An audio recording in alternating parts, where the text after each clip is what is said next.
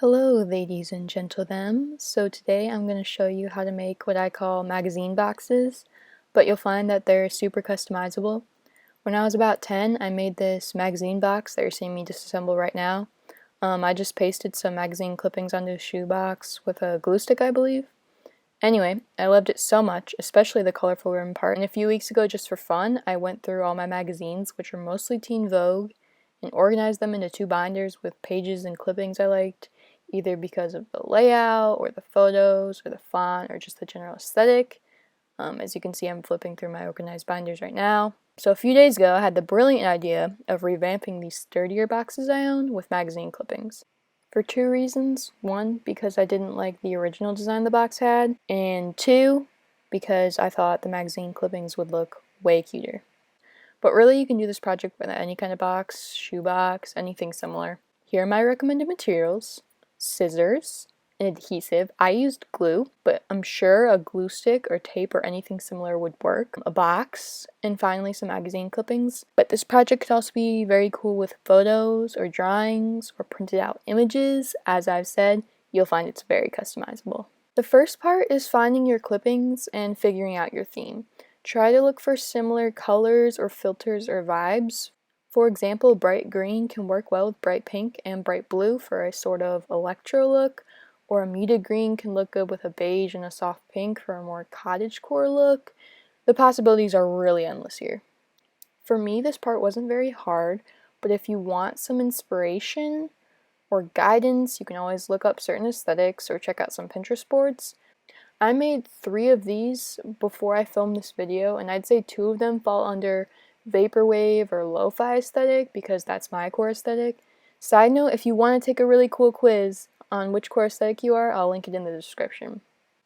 If you want my opinion on some cool ideas, a black and white one could look cool with like black and white magazine clippings, or just one that's like one complete color. Like if you could find a bunch of yellow magazine clippings or purple, I think that would also look really cool. And also one with like just words, like cut out from magazines, or just letters, or something that spells out something with letters would also look really cool. It's gonna look completely different than the ones I'm showing you right now, but it's also a very cool idea. Or even like just brand names, or just like one specific type of thing, like just perfume bottles. I think that could also look really cool. Or like just flowers, like a floral magazine box could also look really cool. I mean, this could even work for like the text part of magazines. It would look kind of like a newspaper box, but still cool. And yes, I know I probably said cool like 10 times, but I'm not about to pull out a thesaurus, so. Anyway, once you have enough to cover the box, you can decide how you want to put them on. Based on how you display them, certain parts of the box will show more than others.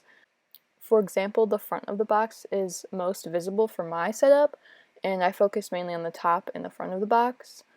There wasn't really a rhyme or reason as to how I pasted the clippings. I usually placed my biggest clipping first and then kind of decided how clippings would fit around it. In the video, you'll see me switch back and forth from the lid and the box and the sides and the front, because sometimes it's easier to place certain clippings rather than placing clippings in certain areas, if that makes sense. You'll be able to tell what I'm doing by watching.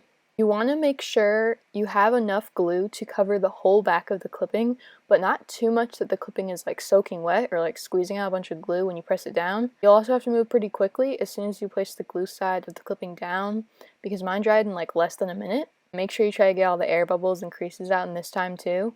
If the clipping looks kind of wrinkly after it's set, don't worry, it won't be as bad when it's completely dry.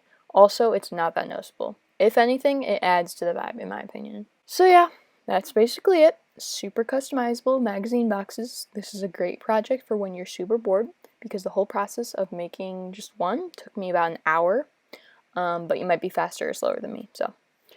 And here are the final products. We've got a kind of color block electro one. We've got 2 kind of vaporwave lo-fi aesthetic, although one of them seems a little more than the other, if you can tell what I'm saying by that.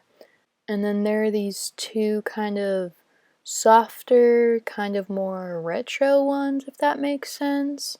I don't really know how to explain those, but you can tell one of them's more like girly than the other, I guess. In the future, I might make more of these and sell some of them because I love them so much. And as you can see, I have a lot of clippings left, but we'll see. Anyway, subscribe, like, and comment if you want. Bye!